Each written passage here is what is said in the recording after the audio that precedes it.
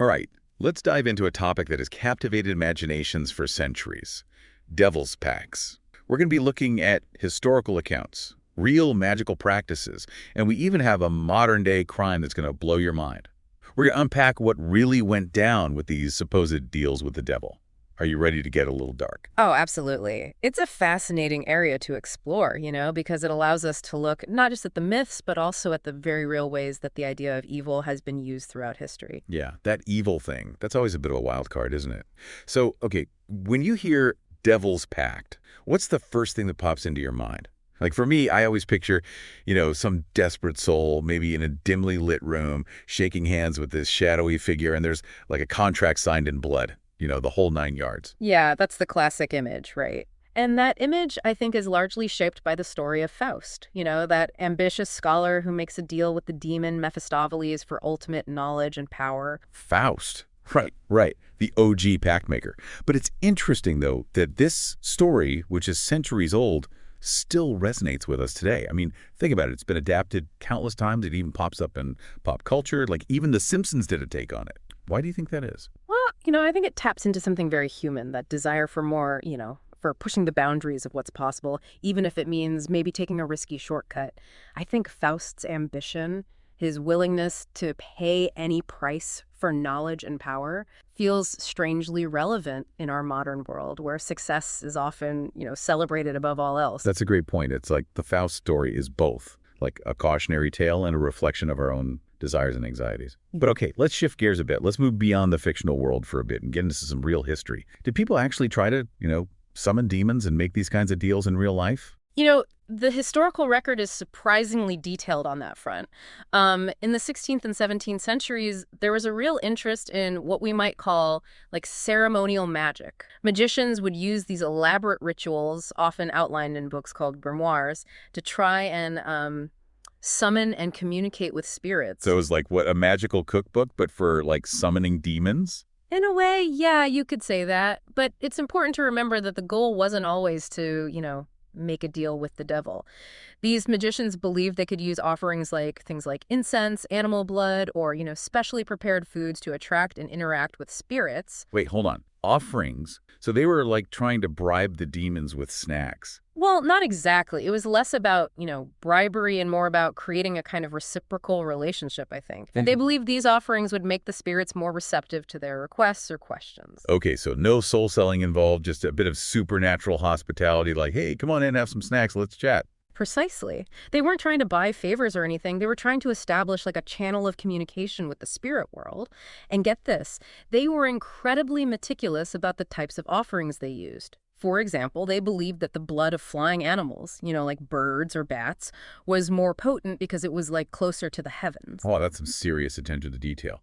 Okay, so if these historical magicians weren't actually making pacts, where does the idea of like selling your soul to the devil come from? That's a question that takes us into some darker territory, I think. It turns out that the idea of the devil's pact has been used throughout history as a tool to, demonize and persecute those seen as other or different. Okay, hit me with some history. I'm ready. All right, well, it starts with, the very human tendency to divide the world into us and them. Early Christians, for instance, used accusations of devil worship to target those who didn't share their beliefs. It was a way to kind of delegitimize and dehumanize their opponents. You know what I mean? So basically, if you didn't agree with them, you were labeled a devil worshiper.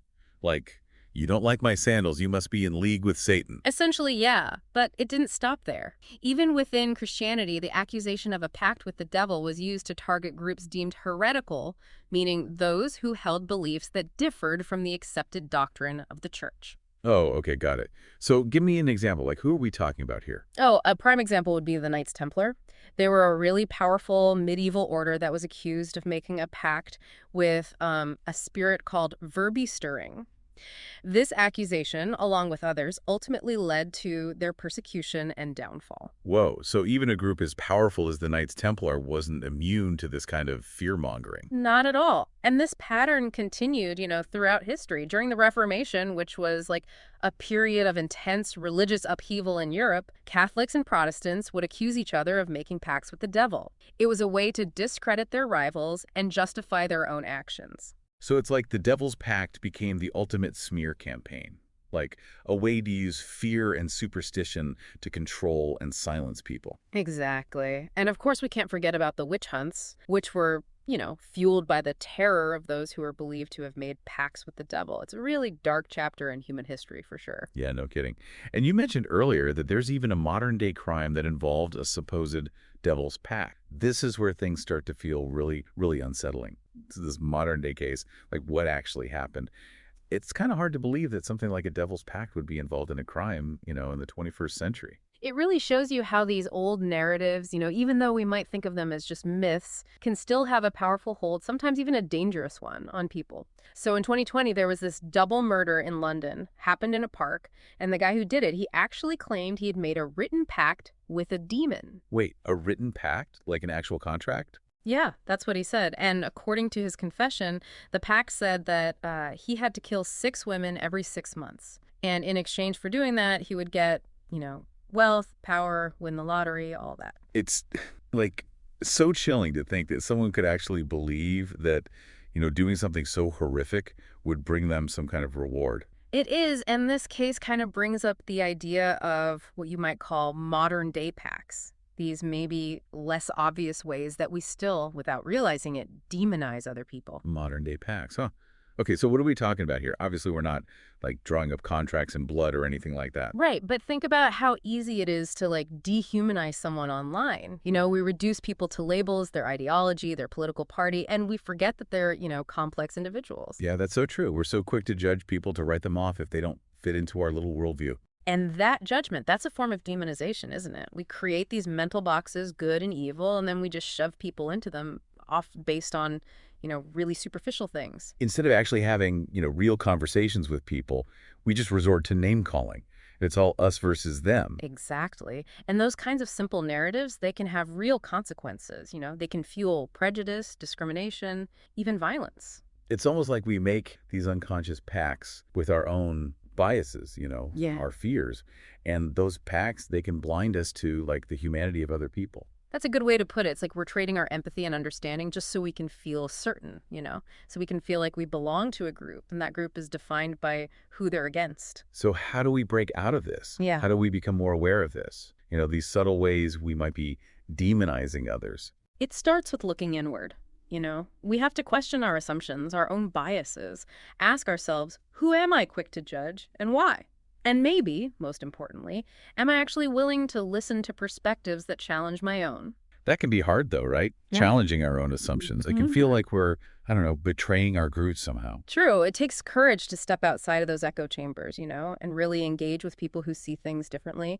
But that's where the real understanding happens, and that's how we grow. It's like we have to actively resist making these pacts with our own prejudices, our own fears. And remember, that idea of, selling your soul for worldly gain, that's a myth. But the human tendency to demonize, to otherize, that's very real. And that's something we have to be aware of all the time, both in ourselves and in the world around us. It's wild, right? This idea of the Devil's Pact. It feels so old school, like something out of a dusty old book. Yeah. But it can actually help us understand some of the stuff we're dealing with today. It really can. It gets at something deep down inside us, right? Our fears, what we want, that whole idea of splitting the world into good and evil. And as we've seen, that kind of thinking can have some pretty messed up results. So as we kind of wrap up this dive into Devil's Pacts, what's the big takeaway here? What should people be thinking about, as they go about their day? Well, I hope they come away with a better sense of how powerful stories are. We tend to think of myths and stuff as just entertainment, but they can really shape how we see the world. And with the Devil's Pact thing, that story has been used to justify some pretty awful things. Persecuting people, demonizing anyone who's different. Exactly. But it also shows us that we don't have to be stuck with those stories. We can question them, challenge them, even change them. Yeah, we can choose to reject that whole good versus evil thing, the us versus them. We can actually talk to each other, listen to people who disagree with us, see the human side of people we might want to just write off, It's something you got to work at, and it's not always easy. But it's so important if we want to make the world a better place. So bringing it back to those modern-day pacts, those subtle ways we might be doing this demonizing thing without even realizing it, what's one thing people can do, like today, to start breaking out of those patterns. Pay attention to how you talk, What words do you use when you talk about someone you disagree with? Are you just using labels, generalizations? Are you turning a complex person into a stereotype? Oh, that's good. Words have a lot of power, right? They can bring people together or push them apart. They really can. And just by being more aware of what we say, we can start to change how we see things. See the world in shades of gray instead of just black and white. It's about getting that we're all part of the same story, with all the twists and turns, the good and the bad. And maybe, just maybe, if we can see a bit of ourselves in the people we see as other, we can start to fix some of those old divides and make a world where devil's pacts are just stories, nothing more. I think that's a great place to leave it. So there you have it, folks. Our dive into Devil's Pacts has taken us on quite a trip through history, myths, and even inside our own heads. We hope you enjoyed it, and we hope you'll keep asking questions, keep challenging yourself, and keep exploring the world with curiosity and, a bit of kindness. Until next time, stay curious.